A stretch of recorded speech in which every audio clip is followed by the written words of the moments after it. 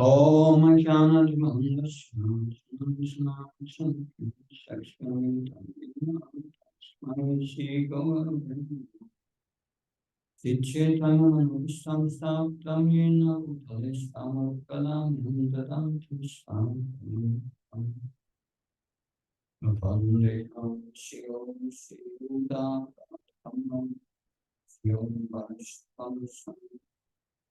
Shri Upam Javajatam Saganagnatam Tam Tam Sajivam Satvaitam Sarvatam Vartam Saitam Shri Krishna Chaitanya Devam Shri Radha Krishna Padam Sagadita Shiksha Tam Sam Hare Krishna Karuna Sindhu Dina Bhava Chapate Gopesha Prabhakam Tapta Krishna Kavangiya Devana Mishri Vishvan Sutadu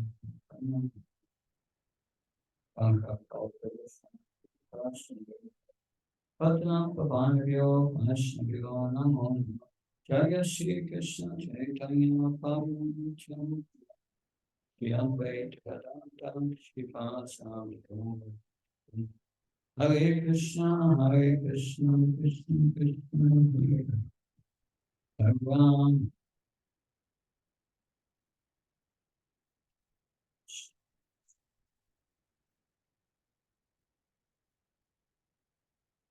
Namaste Saraswati Devi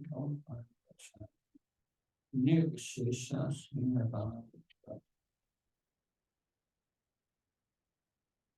Prabhupada.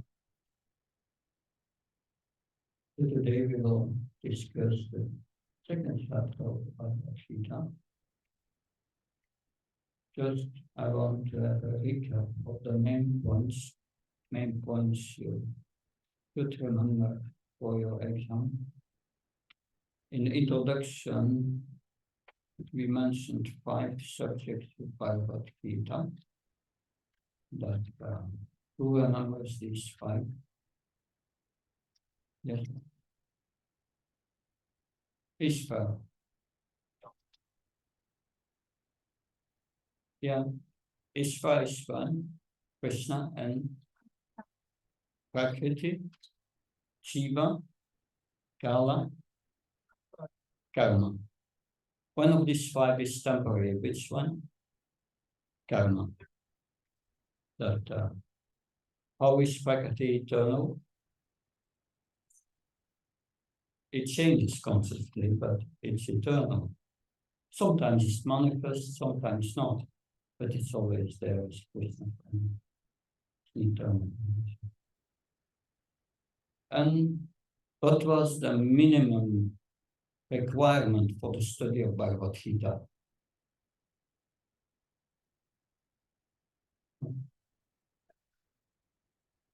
Yeah, at least theoretically accept Krishna as God. Yeah, like that. And then we went into the first chapter, Dharma Kshetra, Gokshetra, Samani, Vita, Yutsava, Mama, Kam, Pamavashiva, Kam, Gauravata, that this is the question of Tarastra Sanjaya, which we should remember. That he's asking a very strange question, remember? He says, they are on the battlefield to fight. So my sons and the sons of Pan. And what do? They are there to fight. What do they do? That's a strange question. But it appears from that he's concerned about his sons, attachment to his sons. And was concerned about the positive influence of Dharma, etc., a holy place, because his sons were very evil. And then we have heard the Deland Gita, that Deland speaking some diplomatic words to get his means met, very political, how he addressed first Dronacharya and then Bhishma, and uses, and tries to encourage them to fight, he makes sure they remember all the times, all the points in the past where they have been hurt by the Pandavas. And then we have Bhishma Dev blowing the conch. What was the significance of Bhishma Dev blowing the conch? Remember? Yes.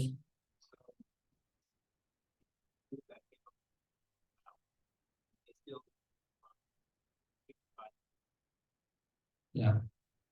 So he's a Kshatriya, and he's saying, I'm a Kshatriya and I will do my duty. I will give my life on the battlefield. I will give my life on the battlefield, and success or failure is in the hands of the Lord. So that's the approach of life of the devotee Krishna. And then the Pandavas, they respond by blowing their respective conches, and they had names, Kamsajanya, Ananta Vijay. So they had names. But what was the effect of the Pandavas blowing their conch on the hearts of the sons of Dhritarashtra, the 100 sons? What happened? It shattered their hearts, and not the other Vedas. No. And then we heard about the signs of victory. So tell me about the signs of victory. You remember one, please? Yeah. Dharmakshatra. Holy place. Hanuman of the flag of Arjuna's chariot. And Krishna is at the side of the Pandavas. And the conch, that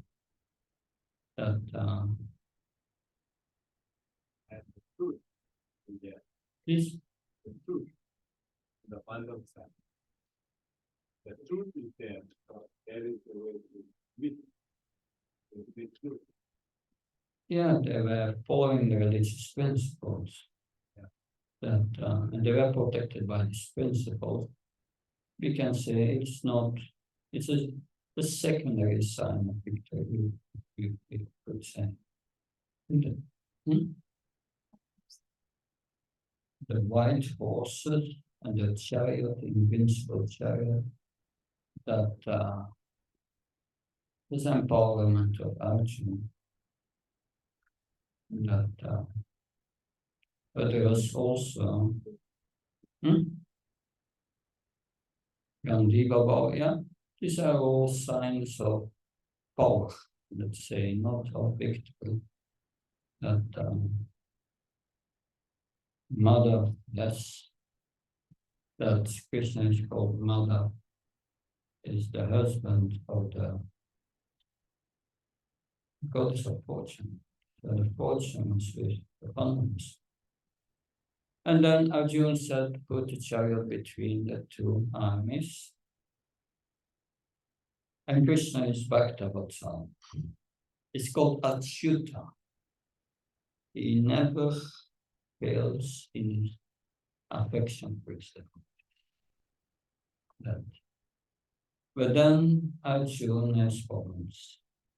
And he gives four doubts why, just 4 reasons why he should not fight without these reasons. No enjoyment. Compassion. Please. Varna Sankara. And Papam. Sin. And the 5th reason we will hear now. You remember the 5th one? That's indecision. Okay, We are going now to chapter 2. Om Namo Bhagavate Vasudevaya.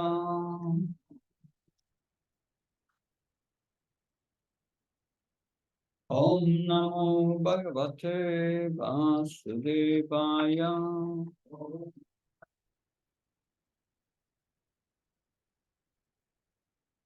Om Namo Bhagavate Vasudevaya.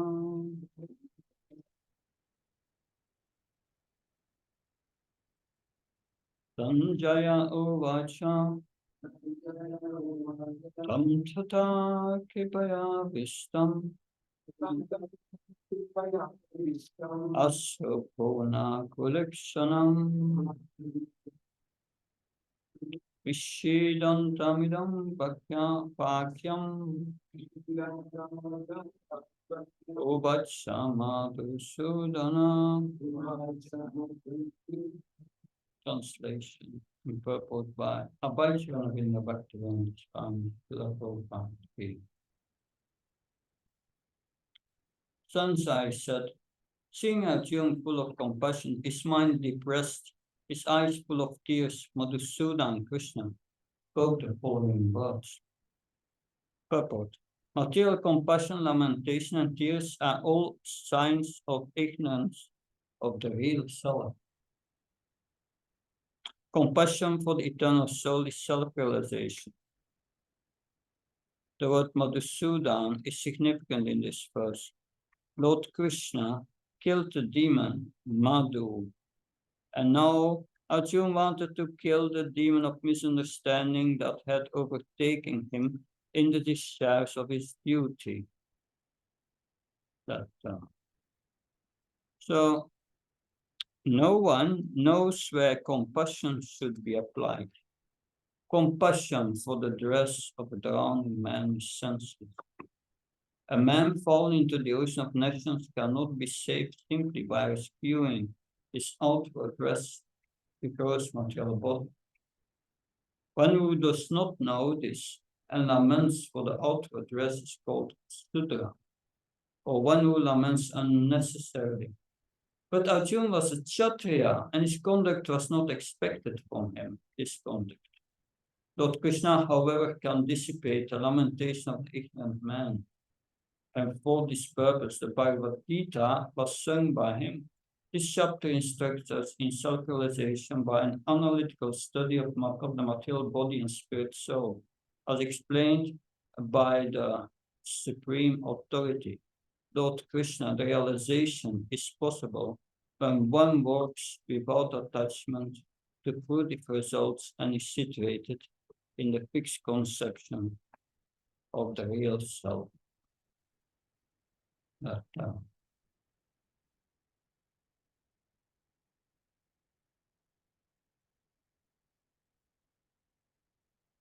So this is Srila Prabhupada gives an overview of this second chapter in text in the part of the last verse of the chapter. He writes, Srila Bhaktivinoda Thakur has summarized this second chapter of the Bhagavad Gita as being the contents for the whole text. In the Bhagavad Gita, the subject matter are karma yoga, jnana yoga, and bhakti yoga. In the second chapter, karma yoga and jnana yoga have been discussed, and a glimpse of bhakti yoga has been given as the contents for the complete text. That's a summary of the chapter. What all this means, we will discuss that. We see Arjuna had compassion for the bodies of his relatives. His lamentation and tears, Srila Prabhupada are signs of the ignorance of the self. Is concerned about the bodies, not about their souls. That his compassion is misplaced. The Prabhupada. That's very important to understand. What is compassion for the soul? What is compassion for the body? Compassion for the soul is being non-violent towards the soul. And that means extract the soul from the cycle of birth, death, old age, and disease. These are the problems of life. Birth, death, old age, and disease. And by taking care of the body does not solve. One must act as a spirit soul, the soul that Arjuna did not want to act as a soul. He gave so many reasons on the body platform. And he wanted to give up his devotional service. He did not want to engage in his devotional service to Krishna. If one does not engage in devotional service of Krishna, one commits violence to the soul. Because one becomes responsible for one's action and gets reactions, which causes birth, death, old age, and disease. And that's violence for the soul. So is show of being non-violent, is show of compassion for the body, it's just superficial. That these bodies have to die anyway. And if they die in the service of Krishna, they solve the problem of birth, death, old age, and disease. This is, Arjuna is put in an extreme situation. But we need to understand this extreme situation to understand the reality, why it was misplaced. That he was ignorant of his real self. That we have consciousness, which pervades all the body, Krishna would say. And we move from one body to another. And lust covers this consciousness. Covers this small and that will be explained in the third chapter. It causes attachment and aversion for the body. It is a paripantina obstacles that I made a few slides here. So Arjuna's compassion. Arjuna's lamentation for the bodies of his relatives were signs of ignorance of the real soul. Compassion for the eternal soul is self-realization. Self-realization is attained, or will be soon attained, if we learn to act as a spirit soul. But that requires knowledge of one's position, and knowledge who Krishna is, and what our relationship is. That's the first step in spiritual life, Sambandha. That Sambandha is knowledge of our relationship with Krishna. In introduction, what does Srila Prabhupada writes about our relationship with Krishna, and especially Arjuna's relationship with Krishna. That there are 5 relationships with Krishna: Santarams, neutral, Dasyarams, servant, and then we have Sakyarams, having Krishna as a friend. And that's the relationship between Krishna and Arjuna. Arjuna sees Krishna as his friend. There's a very deep relationship. Of course, then we have Vatsalya, parental relationship, like Mother Yasoda, Nanda Maharaj, Vasudeva, Devaki, Rohini, and all the other mothers, and Madhurya Ras. seeing Krishna as one's Lord. And that's the most intense. So Arjuna was situated in that position. But we have heard that, yes, Krishna is a pure devotee, but by the will of Krishna was influenced by Yoga Maya to bring up the doubts of the conditioned soul and to start so that Krishna could speak by Bhakti. Because Arjuna, we will hear later, is an eternal associate of Krishna.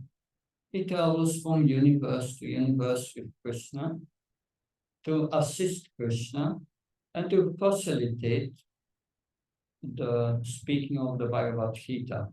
There may be some details that are different, but it's the same philosophy, the same knowledge. Now, text 2.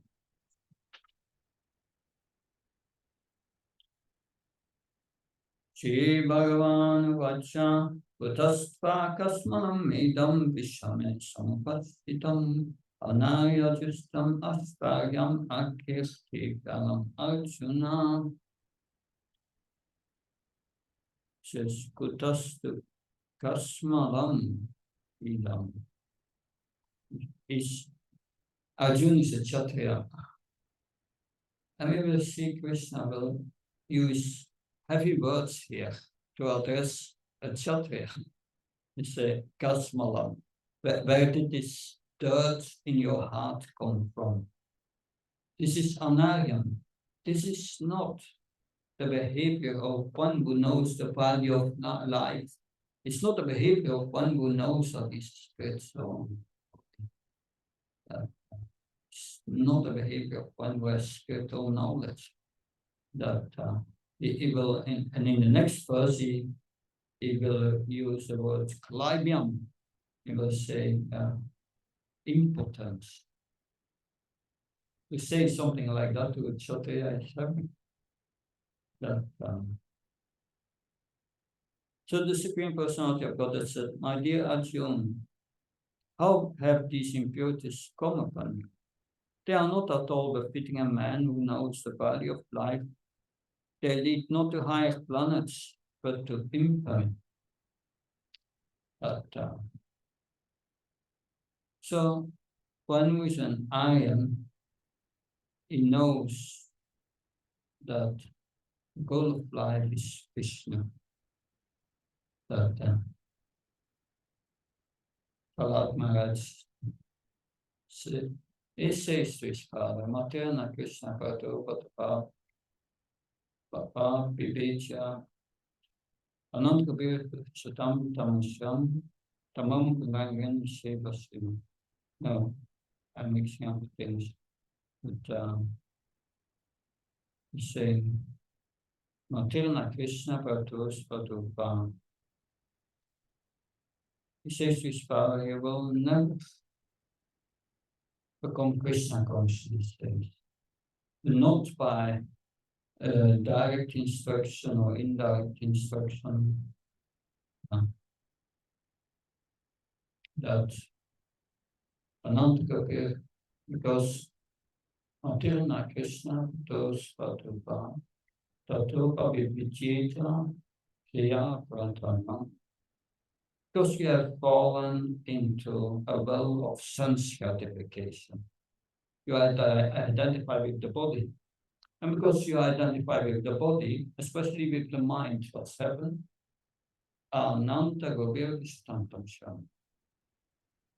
Your senses comes under control of the mind.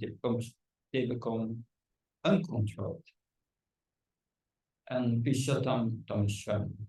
And you come in a hellish life. And that is what Arjuna is experiencing.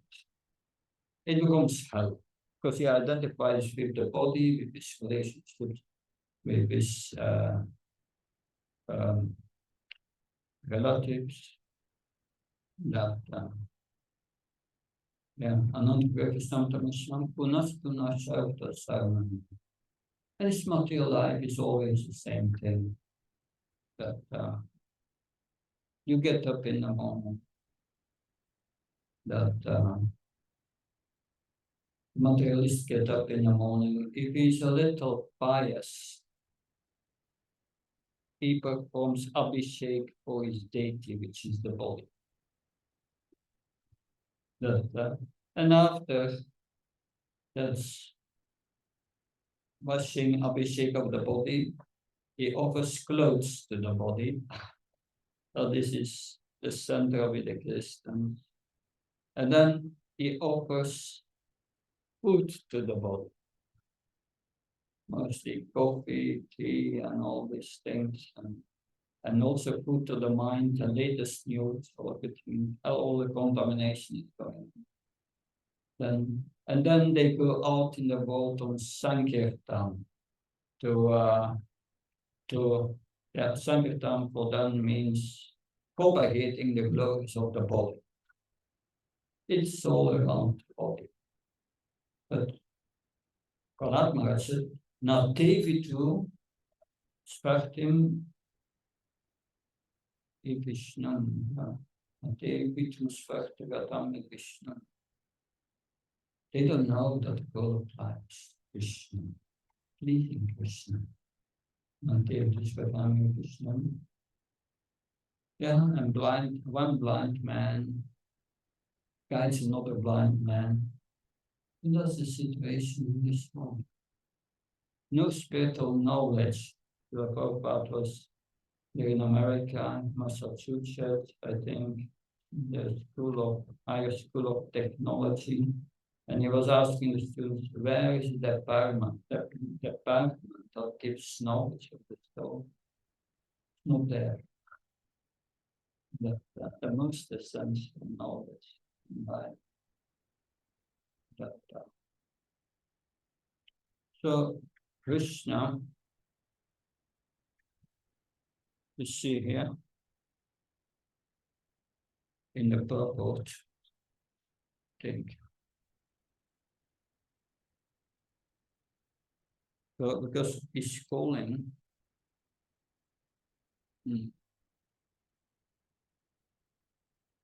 Krishna expressed his surprise with the word kuta, wherefrom such impurities. Such impurities were never expected from a person belonging in the civilized class of men known as Aryans. The word Aryan is applicable to persons who know the value of life and have a civilization based on spiritual realization.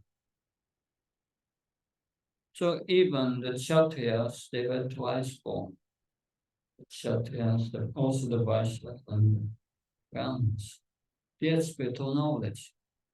Persons who are led by the material conception of life do not know that the aim of life is realization of the absolute truth, Vishnu or Bhagavan, and they are captivated by the external features of the material world.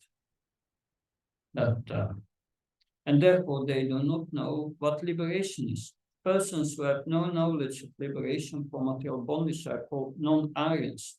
Although Arjuna was a Kshatriya, he was deviating from his prescribed duties by declining to fight.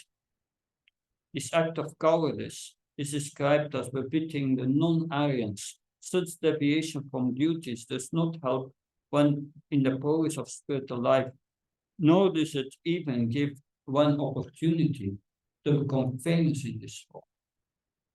Lord Krishna did not approve the so-called compassion of Arjuna for his king. But word of great Prabhupada here. This is a lecture in Los Angeles, 1968.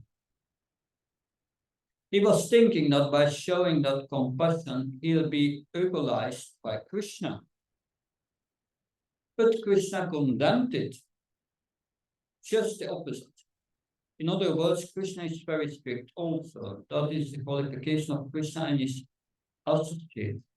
Vatsha apikatora and Pushamat apikamala, softer than a flower and harder than the thunderbolt. When Krishna is strict, he's harder than the thunderbolt. And when he's soft, he's softer than the flower. So Krishna is not lenient to his friend, to his devotee, because that leniency will not help the devotee.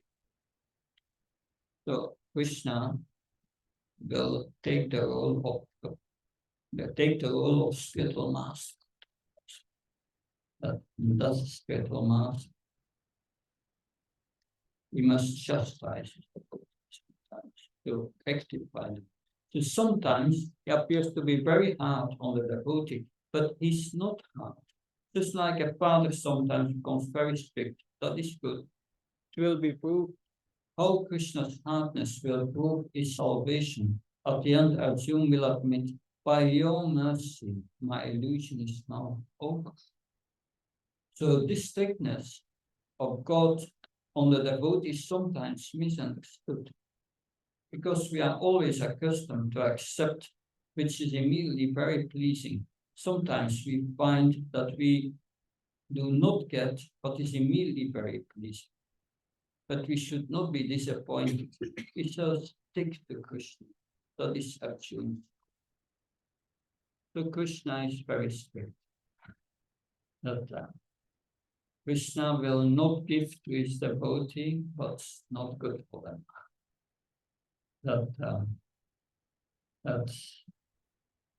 But Lord Shiva is different. If you please Lord Shiva, he will give you whatever you want. I know a devotee from South India. I met him in Stockholm. And when he became a devotee of Krishna, started to chant Hare Krishna, his mother said, I don't want to hear this Krishna. That she was a devotee of Lord Shiva. And no. And even up to he told me the time she passed away, he was with her and he was chanting Krishna's names. And with her last power, we were happy she was doing. No. But that's a misconception. Krishna gives his devotees experiences by which they will learn. And apparently they suffer. But they suffer to never suffer again.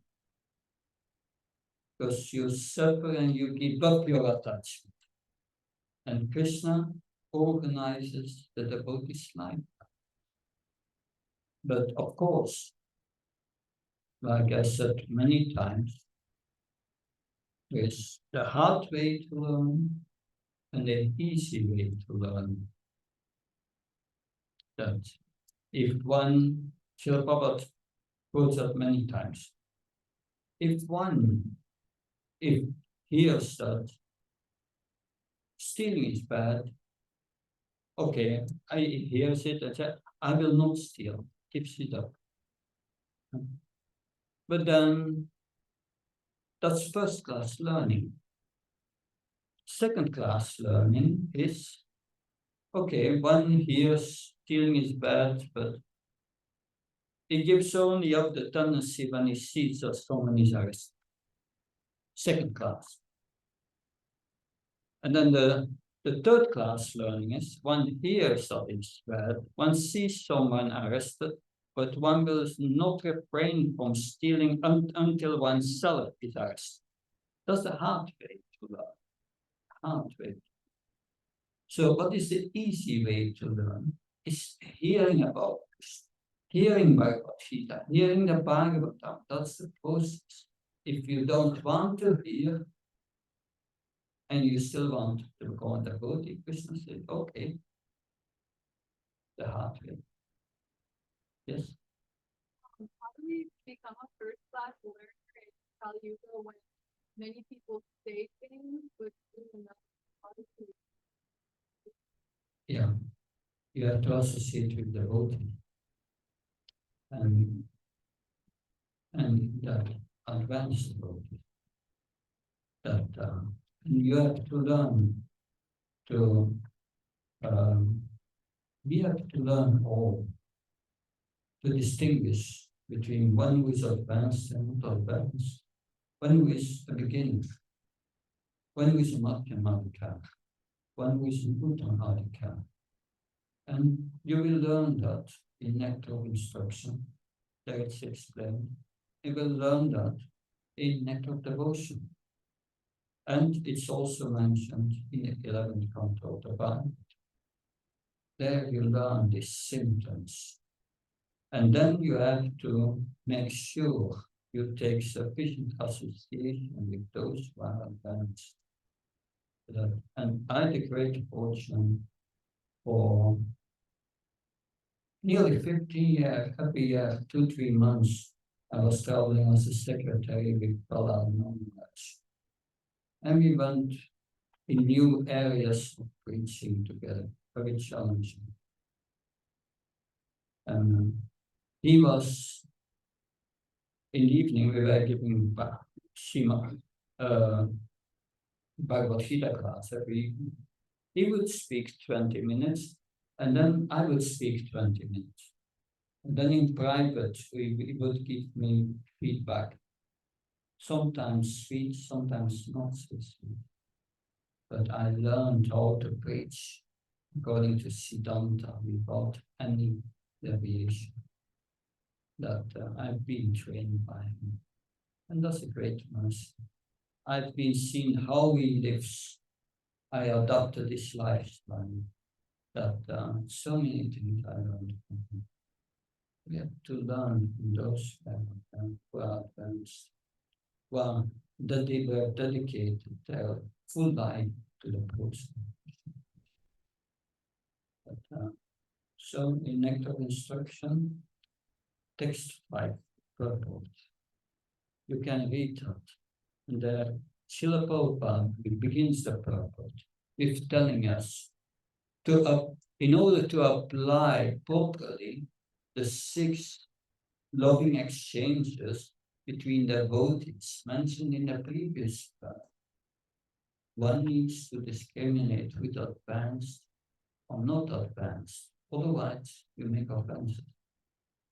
Because you have different dealings. But text 5 speaks about these dealings. That one should honor, respect in the mind to one who only once says Hare Krishna. One should offer one's obeisances to one who is initiated. And one should serve that pure devotee who has lost the propensity to criticize others. These are just some hints. This is the verse, but in the purport, this is explained. We need to learn that. That's important. Good. Text 3. Now, these other heavy words that so Kalaivyama Spakama Pakta Naitat Patupapachate Shutram Vidayadal Balyam Tvakpotishta Parantapa. So these significant words here in Sanskrit, Kalaivyam, impotence. To say such a thing to a Kshatriya is very heavy. And Shudram Hidaya Dalvalyam, petty weakness of that. It's interesting. I just try to share also some of my insights and realizations, so you can also benefit from that. I can only do that to the point where I have some realizations, which are not much. But mostly we have expectations of life. Expectations of life to become happy in this world. But this happiness is not there. Maybe we can get for sometimes substance gratification, And the body feels good, the mind feels good, but it's no happiness. So we have expectations. These expectations are illusion. That we have to learn to accept what comes, good as bad as Krishna's mercy. And you don't focus on becoming happy. You focus on pleasing Krishna.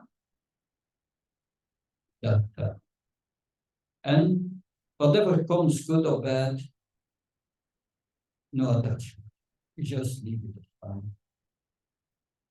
If you are in that condition, you are happy to die at every moment. There's no point. That's no attachment. If you become realized that you are eternal, the spirit soul, and when your consciousness is fixed on Krishna, if you live in a relationship with Krishna during your life, that this body becomes secondary. That if a devotee leaves his body, he gets another body. If it's completely pure, it's a spiritual body. So the body is, Krishna says, is non-existent. It's not. It's not us. And we take also the relationships in this world due to attachment, very serious. But these relationships go all wrong in this world. There is no relationship without distress. It's not existing. Only in relationship to Krishna. If we act in relationship to Krishna, it's no issue. But we cannot act as such because of our attachment. And what is this? Ridadharvana. Yeah. Weakness of heart. Attached to situations now. Just see the bigger picture. Ambarish when he met Srila Prabhupada the first time, he said, I'm the grandson of Henry Ford. And Prabhupada's reply was, where is Henry Ford now? Serious question. Where is he now? Is he an animal? We don't know. Probably not a human being. Because if you perform simple activities, that was a serious question. See yourself, see the problems you have in life, all your problems. And then think about in 50 years from now. Will the problems still be there? Probably not. It's all gone. All the people with whom you had the problems, they are gone. It's all gone. I just tell you, I was born in 1960 in a suburb from Brussels. It's a little village, part of Brussels. And everyone spoke there Flemish, kind of Dutch. Flemish culture.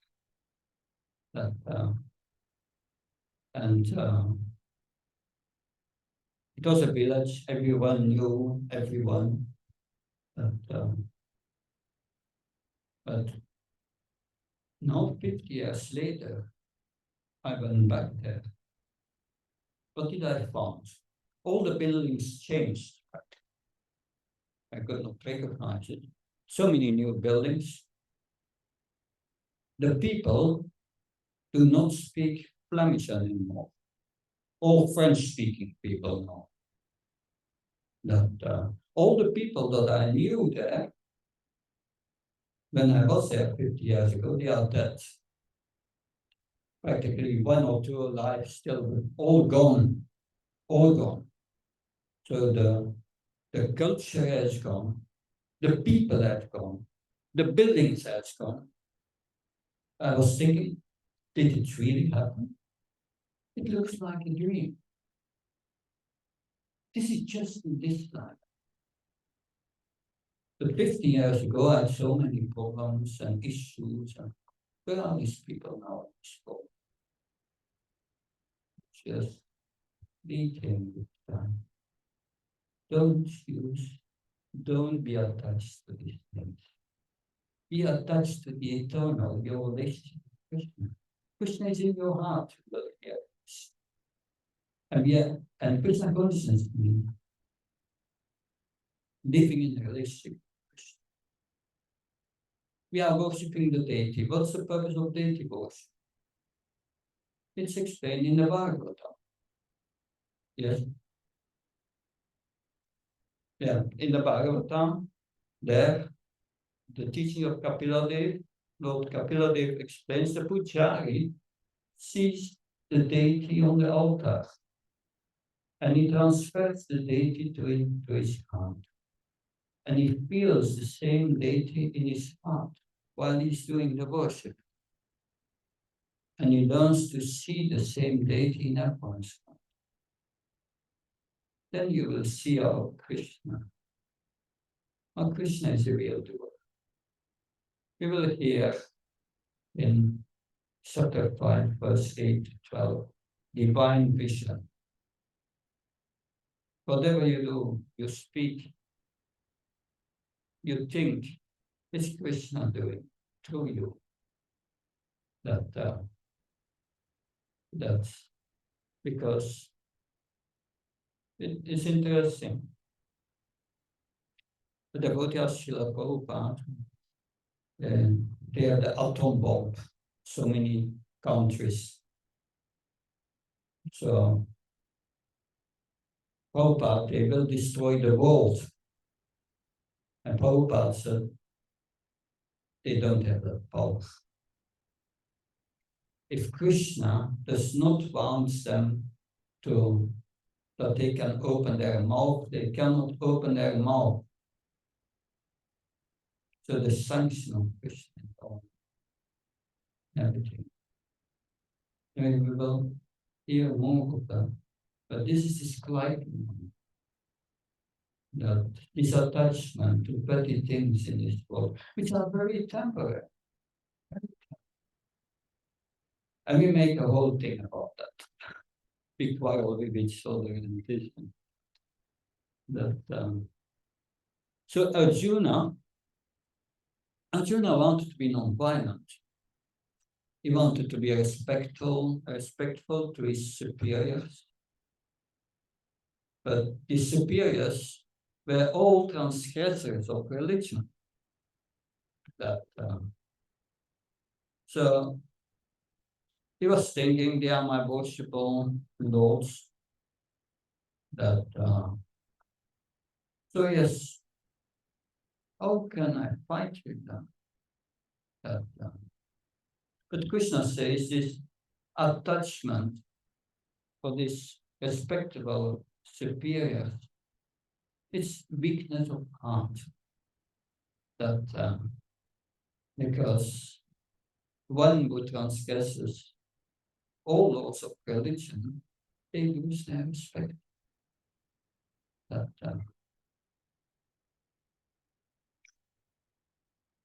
So, text 4. Pratam Vishwam Maham Sankirtanam Samadhusudana Ishwabi Paryoshami Uchara Arisudana. Arjuna said, killer of the enemies, O killer of Madhu, but how can I counteract with arrows in the battle men like Vishnu and Drona who are worthy of my worship?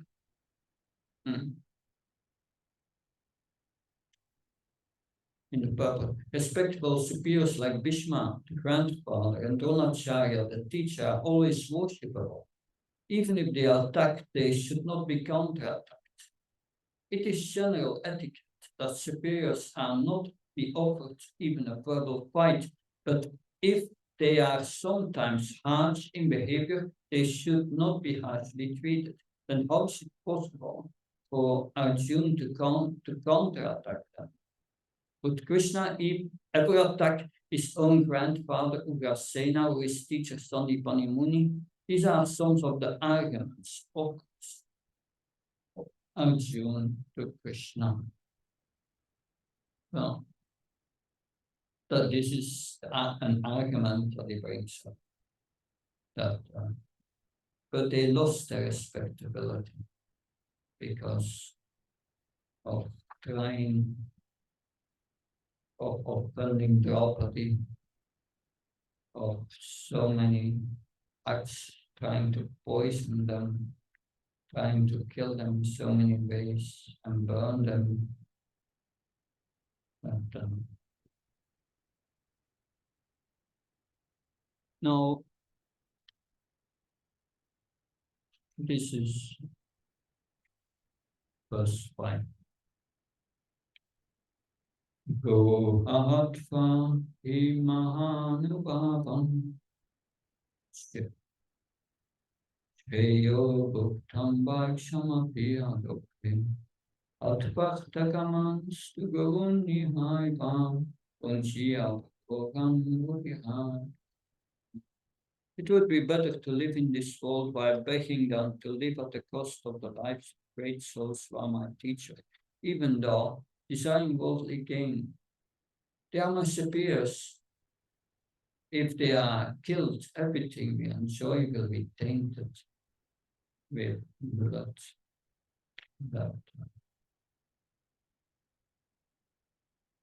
But in the Prabhupada, Srila Prabhupada writes, according to scriptural codes, a teacher who engages in abominable action has lost his sense of discrimination, is fit to be abandoned. Bhishma and Drona were obliged to take the side of Duryodhana because of financial assistance, although they should not have accepted such a position simply on financial considerations. Under the circumstances, they have lost the respectability of teachers. Because teachers means acharya, is giving the example. But Arjuna thinks that nevertheless they maintain his superiors. Therefore, to enjoy material profits after killing them would mean to enjoy spoils stained with blood.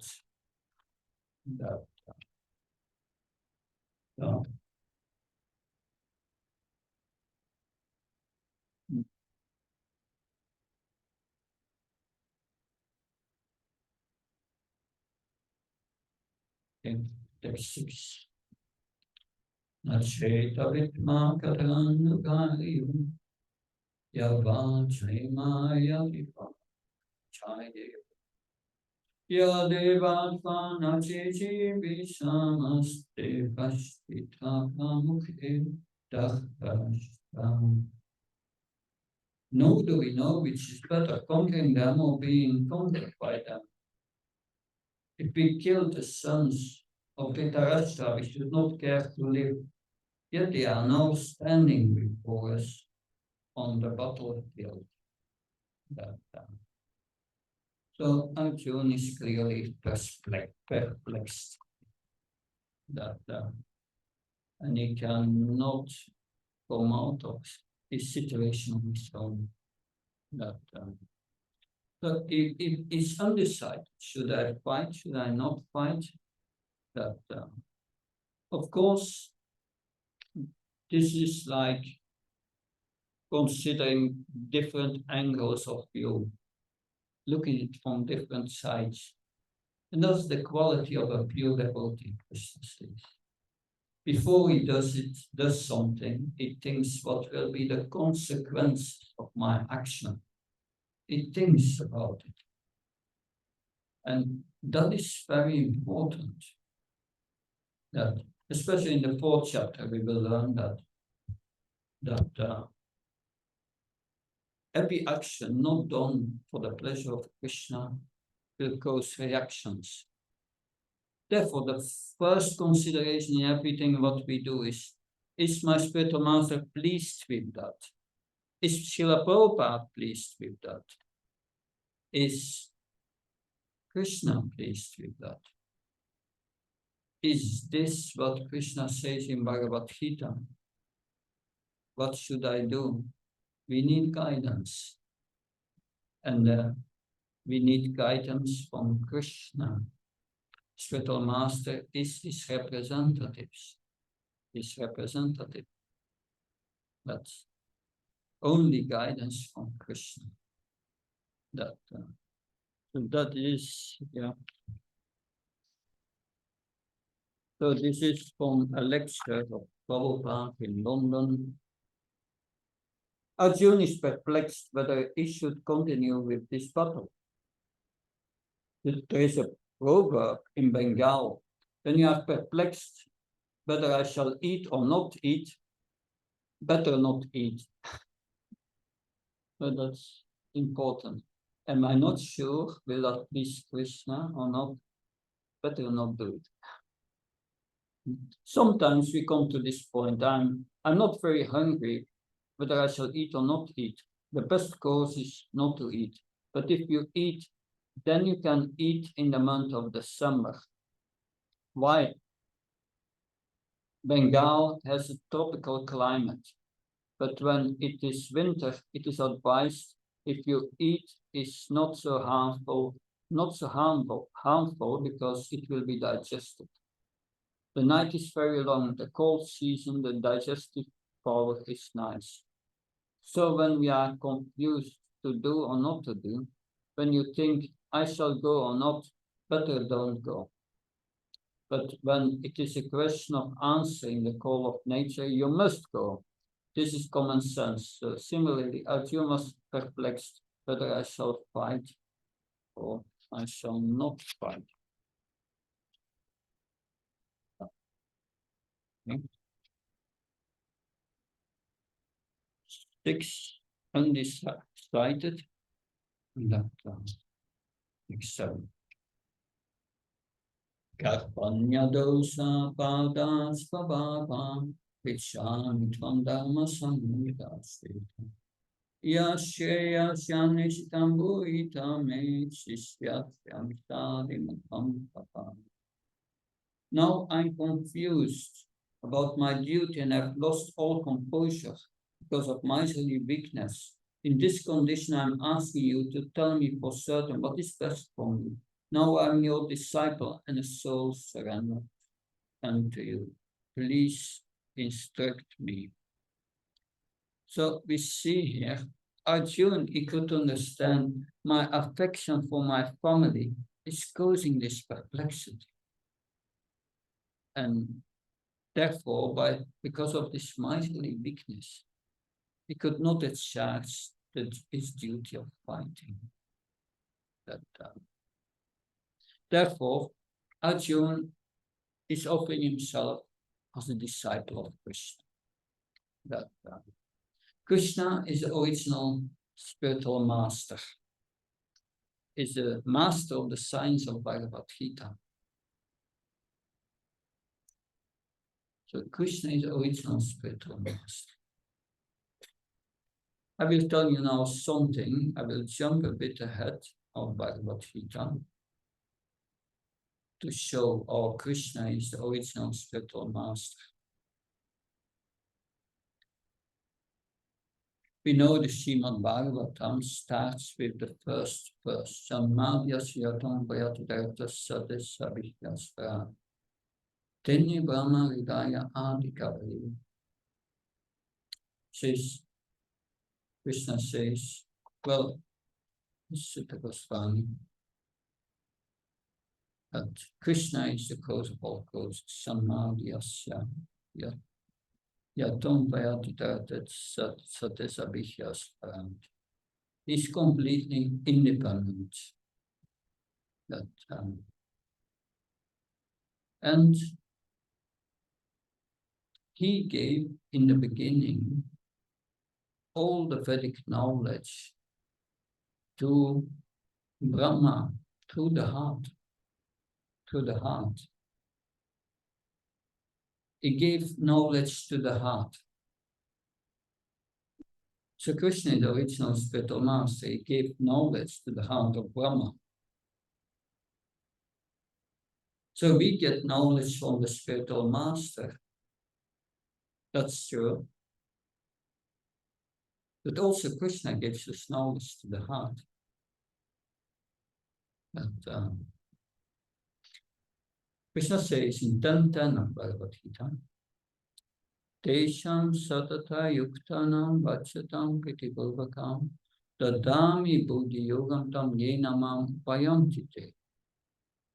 When one serves me with pitipurvakam, a little love, then dadami, I will give something. What does Krishna give? Buddhi yoga, realized knowledge. And where is that realized knowledge coming from? How does Krishna gives us this realized knowledge? 10:11. Tesham evanakampatam ammahyana chantamanaschamata bhavashtokyana hiprana pashvata. I enter, Krishna says, with the lamp of knowledge in the heart of the devotee. And there with that lamp of knowledge, I destroy all ignorance and give realization. That's how we come from theoretical transcendental knowledge to realized transcendental knowledge. It's Krishna giving to our heart, every one of us. But what's the condition? Priti Bhuvakam, a little love. And that's a problem. We even don't know what love is. We take it as lust. So we don't have even this Priti Bhuvakam. So what's Krishna's arrangement? He said in the 4th chapter, Tat Vinapanapatna Pariprashna Sivya Protection Dehanam Jnana Pradarshana. You approach the spiritual master, serve him, inquire from him, that in a humble way. But if we follow the instructions of the spiritual master, we chant our rounds, we follow the regulative principles, we hear the Bhagavatam, we do service, then Krishna, although we may not have love, Krishna accepts that as Priti Bhuvakam, a little love. And then purification of the heart starts. The Dami Buddhi Yoga. Just to say that Krishna is the original source of all realizations, also for us. But it's by the mercy of the spiritual master only. Krishna gives this realization to the heart. So Krishna is the original spiritual master. That's what Prabhupada makes here. So Krishna is the original spiritual master of the science of Bhagavad Gita. And Arjuna knows it, and he's asked Krishna, please help me.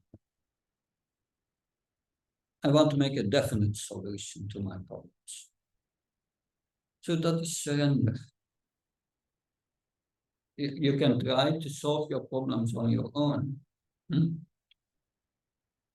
Krishna say, okay, you try.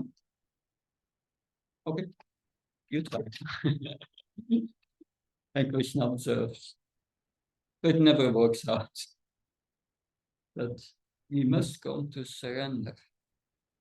Surrender, and that's what Prabhupada wrote in the introduction of Bhagavad Gita. He wrote in there that for approaching Bhagavad Gita, one must question, I'm suffering. Why am I in this suffering condition? That 3 kinds of suffering, Adi Bhautikam, Adi Devikam, Adi Devikam, Adi, and that Adi Bhautikam is suffering from other living entities. Adi Devikam is suffering from nature. That Adi, yeah. Adhyatmikam, the suffering, the self, that three kinds of suffering. Why am I suffering in this form? How can I end this suffering? If you don't have that mood, you think everything is all right. Krishna, okay, Krishna says it's in your heart. Oh, everything's all right. Good. Good. Let me know if you need me. He's not intervening. He will only intervene if we surrender. If we know I'm in trouble, I've got this body, I've this birth, death, old and in disease, I'm really in trouble. Krishna is my only shelter. The spiritual master is my only shelter. Without that mood, that we cannot make on our own a final solution for these problems of birth, death, old age, and disease. We need to purify our heart, and Krishna only can purify our heart if we follow the process outlined in Bhagavad Gita to do that. Therefore, one must approach spiritual master in its disciplic succession of Lord Krishna. And then one can solve this perplexities by starting to understand the science of Krishna consciousness. Okay, that was text 7.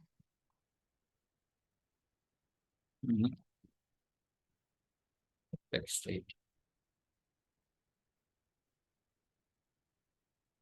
Nai papasyami mama panujyat yashokamachoshana mindriyat abhapyabhama asapatmam idam gachanspranam apisadhipatyam.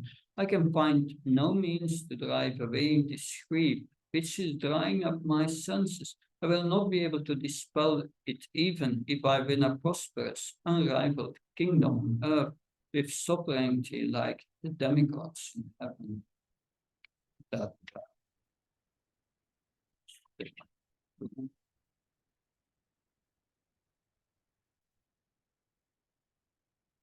yes. Let's see. 9. So Arjuna has been putting forward so many arguments based on principles of religion.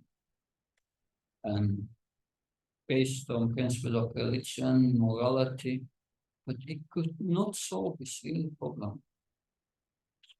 Academic knowledge, scholarship, high position, being a rich man, it cannot counteract the problems of material existence.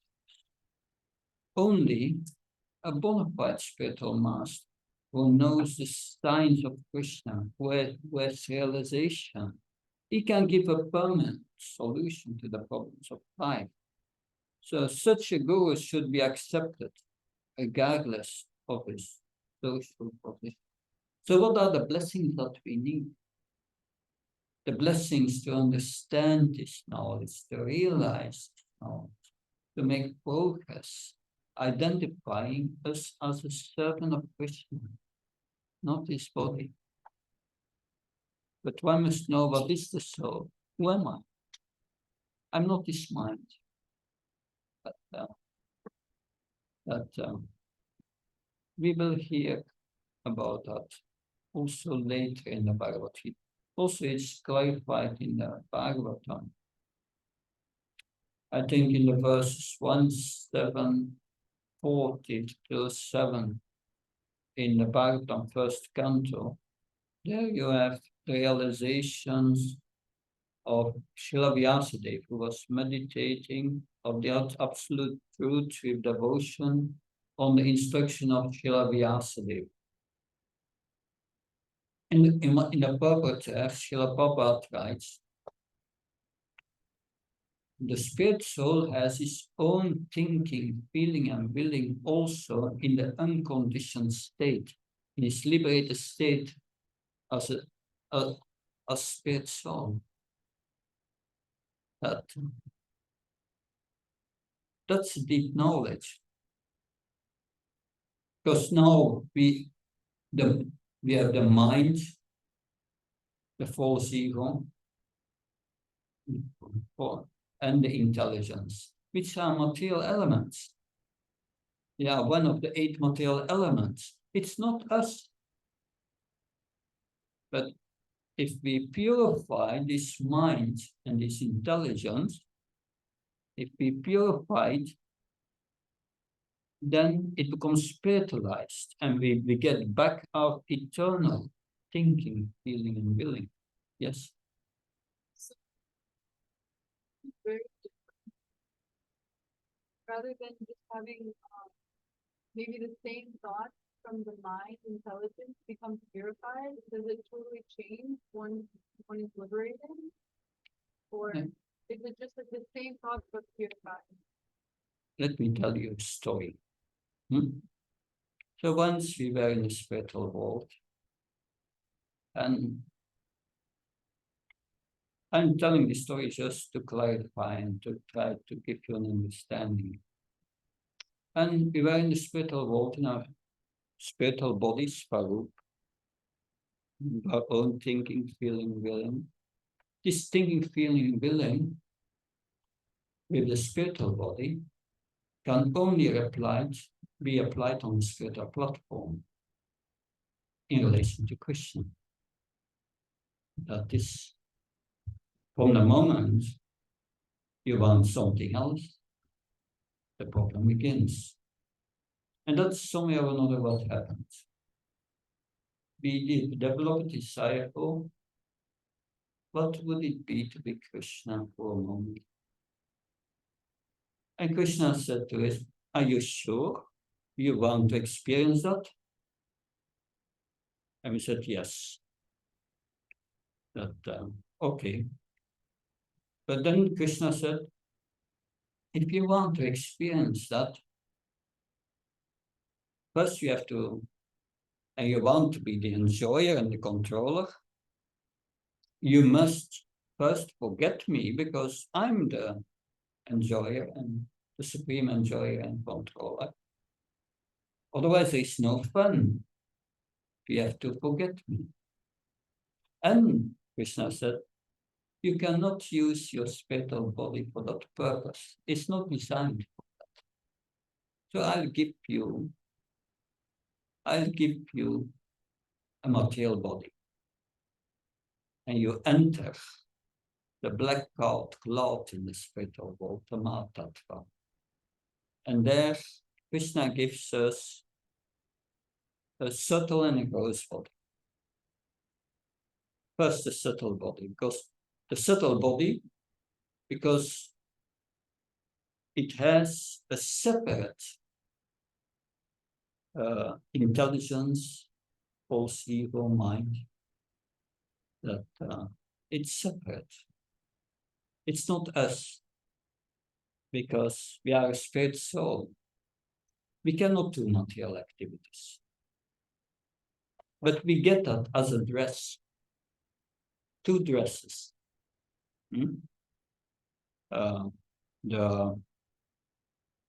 Like you go to jail, you get new clothes, new underwear and garments with a t-shirt with a number on. So we got somewhere or another this body. And as a soul, we can use this intelligence, false ego, the mind and the intelligence, material intelligence, as instruments. It's not us. But by pollution of our consciousness, the pollution that starts with thinking, what would it be to be Krishna? Thinking ourselves the enjoyer and so on. we identify with it. Our consciousness, our pure consciousness, our Krishna consciousness, that's pure consciousness, has been polluted. And we identify with the mind and the intelligence. So we are going from birth to birth, body to body, because this subtle body, this mind is contaminated with the idea of I want to enjoy and exploit the material world. And the intelligence is used to make plans for that enjoyment. Now, when we become Krishna conscious, this, because we are going to the cycle of birth and death, we are going to, because the subtle body, the mind, is filled with material desires. And these material desires are in the mind.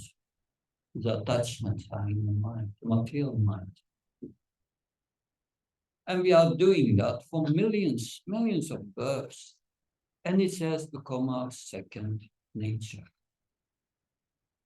But what happens when you become Krishna conscious?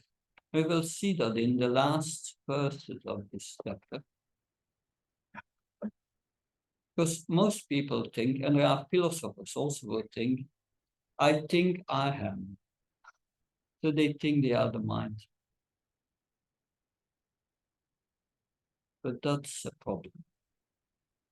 When you follow strict regulated principles and you chant Hare Krishna, follow the process nicely, you get spiritual power, not to identify with the mind. You become the observer of the mind. And as if we want to become Krishna conscious, the first divine qualities are Abhayam, Sattva, Samsudhir. Become fearless and strive for your purification of existence. You want all these material desires out. If you have a good sadhana, you can observe your mind and look at the desires and say, oh, that desire is that, if I'm going to fulfill that desire, is that going to please Krishna?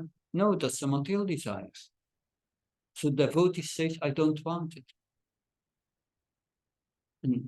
And because one does not identify with the mind. But most people don't have that power because they are not devotees. They are not following the process. They identify with the mind. They think that's my desire. That's me. And then their life is full of suffering. And that's when you become a devotee, you get that power. You become free from that suffering. That you don't act upon these spiritual desires.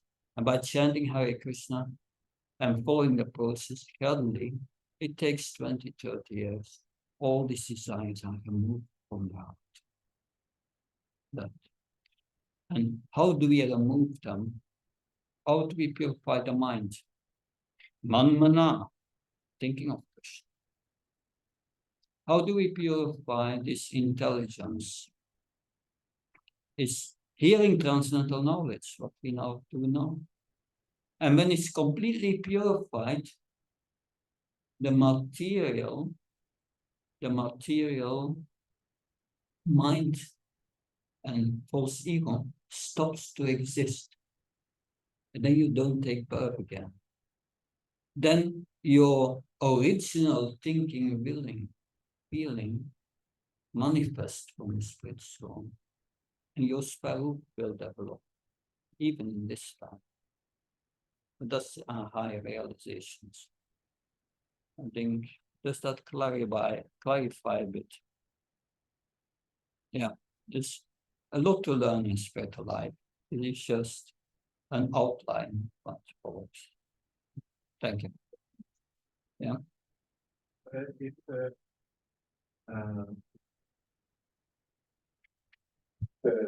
Arjun was making, talking on religious and moral codes, how did he turn out to be wrong? If they're really religious and moral. Yeah, religious and moral codes are lower religious codes. The higher knowledge, this is knowledge on the platform of the body to regulate society and so on. But the higher knowledge is spiritual knowledge. Spiritual knowledge, how to act as a spirit soul. And that is the higher knowledge. And the problem is that higher knowledge is hidden very much in the Vedas. We find that here in Bhagavad Gita, and especially in the 9th chapter. Most of the Vedas about karma kanda, about how to enjoy pious in this world, but it's poison. It remains, it keeps you in the cycle of birth, death, old age, and disease. It will not solve your perplexities. That's the point. That there are so many scriptures with different purposes, but the highest scripture is Bhagavad Gita, which tells us the highest principles which override all the others. But we will learn about that because as long as we are not spiritual on the spiritual platform, we must practice Krishna consciousness and also follow this lower principle. So it will be explained later in Bhagavad Gita. We have two swarups, a material swarup and a spiritual swarup. Or two dharmas, two swadharmas, material swadharma and spiritual swadharma. Krishna will speak about in Bhagavad Gita about Varnashram system. Varnashram is on the material platform to bring us to goodness. And from goodness, you can go to transcendence. So that's the best society to bring us to goodness.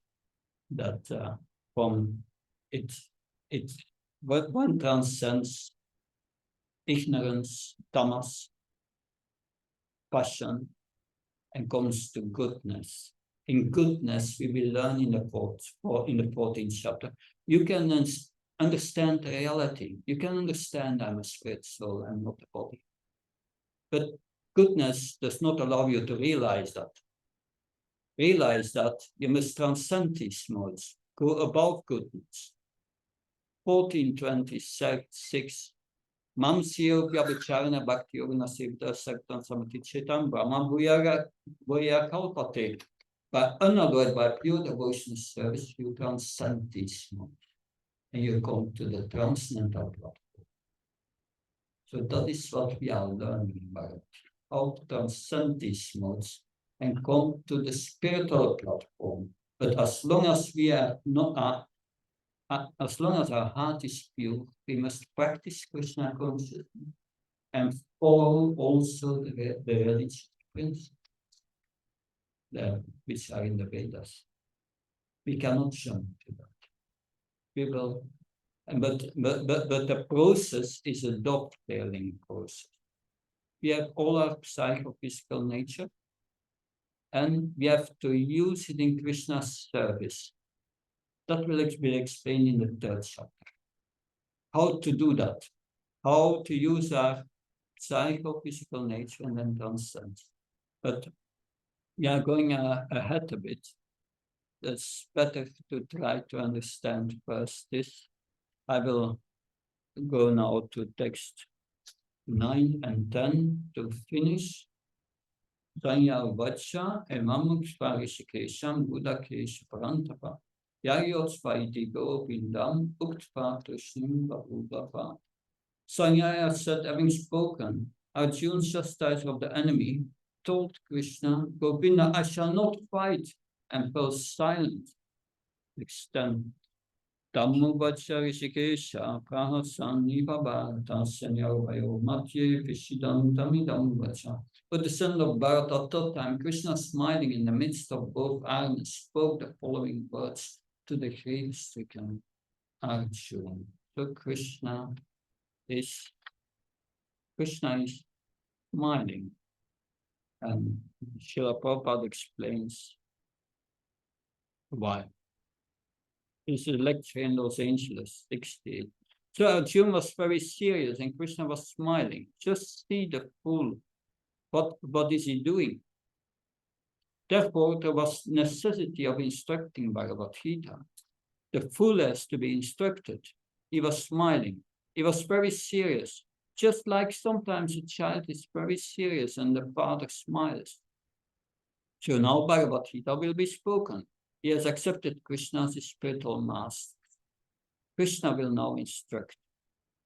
In another lecture, politicians are sometimes perplexed in political situations and claiming, this is my land, my country, and the other party is also claiming, it is my land, it's my country, and they fight very seriously.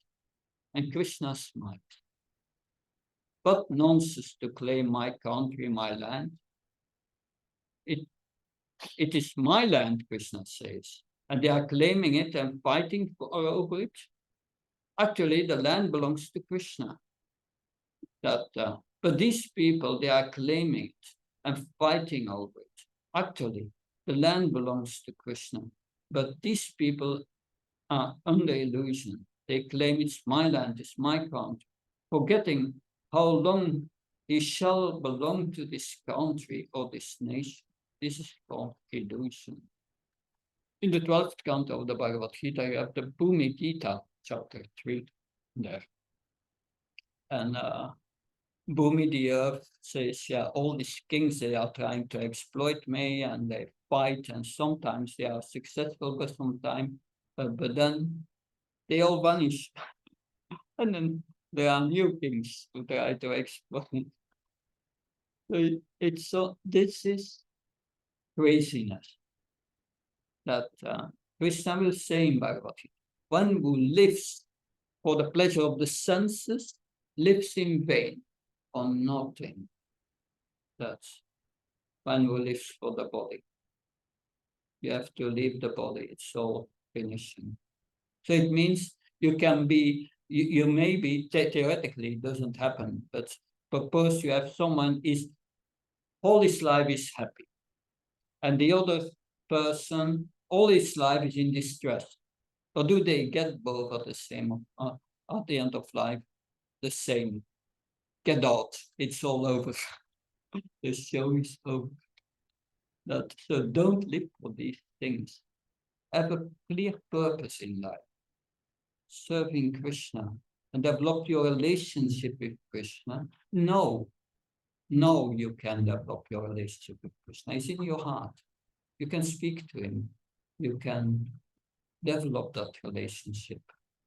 But we must develop the feeling for Krishna. And Queen Kunti speaks about this feeling. Chalmashva Sudashvya Edaman Padam Naivat Aditata Pantwana Kinshna Gochan. There are 4 obstacles of spiritual life.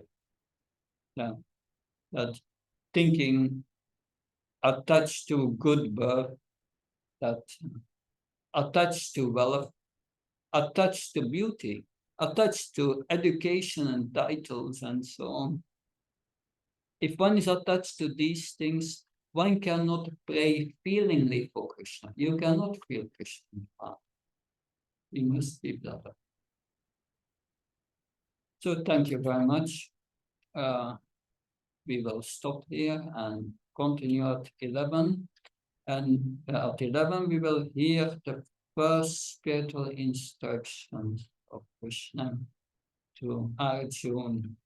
And he will be very firm in the first instruction. He will call Arjuna a fool. Thank you very much. Srimad Bhagavatam ki, Srimad Bhagavad Gita ki, Srila Prabhupada ki.